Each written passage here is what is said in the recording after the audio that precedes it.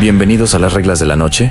Soy Mateo y les vengo a contar una historia de la vida real que cambió mi forma de ver el mundo para siempre. Pero antes quiero que te detengas un segundo y pienses qué harías si descubres que algo te ha estado observando desde el primer día que llegaste a un lugar, algo que no necesita puertas ni ventanas, algo que no necesita que creas en ello para poder entrar. Quédate hasta el final porque esta historia no solo da miedo, esta historia tiene consecuencias y puede que después de escucharla no vuelvas a dormir igual. Todo comenzó hace algunos años, cuando mi esposa Valeria y yo decidimos dejar la ciudad para mudarnos temporalmente a un pequeño pueblo en la sierra de Veracruz. Acabamos de tener a nuestra hija recién nacida, Alma, y queríamos darle un comienzo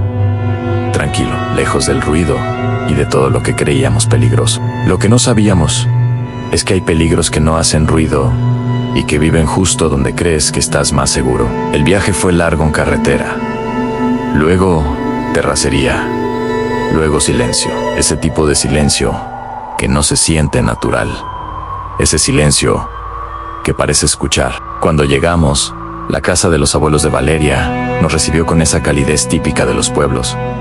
Pero desde el primer momento sentí algo. Era como una presión en el pecho, como si el lugar tuviera memoria, como si no le gustara nuestra presencia. Mientras bajaba las maletas, lo vi. Al otro lado de la calle, una anciana completamente inmóvil mirándonos.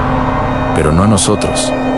A Alma, su mirada era fija, profunda, sin emoción, como si no estuviera viendo un bebé, sino algo más, algo que solo ella entendía. Levanté la mano para saludar, pero no respondió, no se movió, no parpadeó, solo observó. Cuando entré a la casa le pregunté al abuelo quién era, y su respuesta fue inmediata, seca, no te acerques a ella. No explicó más. Algo en su tono me dijo que no era una advertencia normal, pero aún así lo ignoré. Ese fue el primer error. Los días pasaron tranquilos.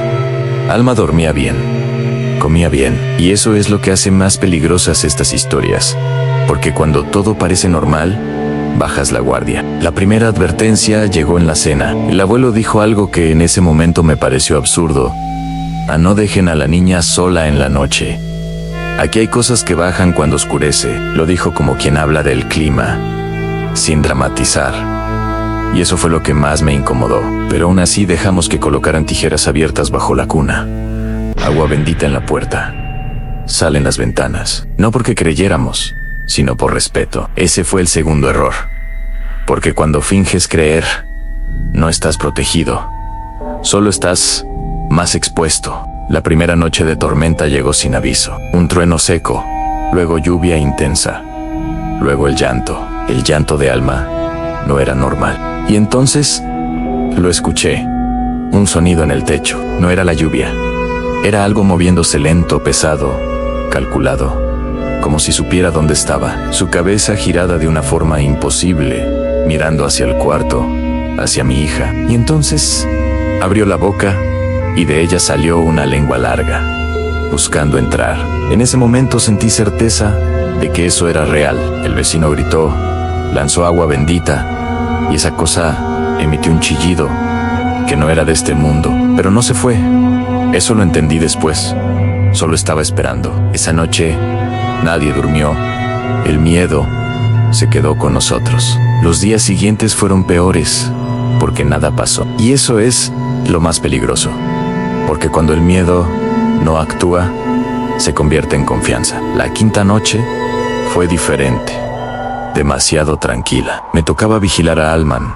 Estaba sentado junto a la cuna, mirándola respirar. Cuando lo sentí, no fue cansancio, fue algo impuesto, un sueño que no era mío, pesado, profundo, inevitable. Intenté resistir, me levanté, me golpeé, pero era inútil. Era como si alguien hubiera decidido que debía dormir. Y entonces caí. Me acerqué a la cuna y sentí como el mundo se detenía. Alma estaba ahí, pero no estaba. Su piel, pálida, fría, la toqué. Estaba helada. Gritamos, corrimos. Hospital, doctores, preguntas. Ninguna respuesta, hasta que lo vían 2 pequeñas marcas en su cuello. Perfectas, limpias. Como si algo hubiera tomado exactamente lo que quería. En ese momento lo entendí. Aquello no se había ido. Solo había esperado a que falláramos. Y fallamos. Nos fuimos del pueblo. Pero hay cosas que no se quedan en los lugares. Se quedan contigo. Alma creció, pero nunca fue la misma. Años después, escuché otra historia.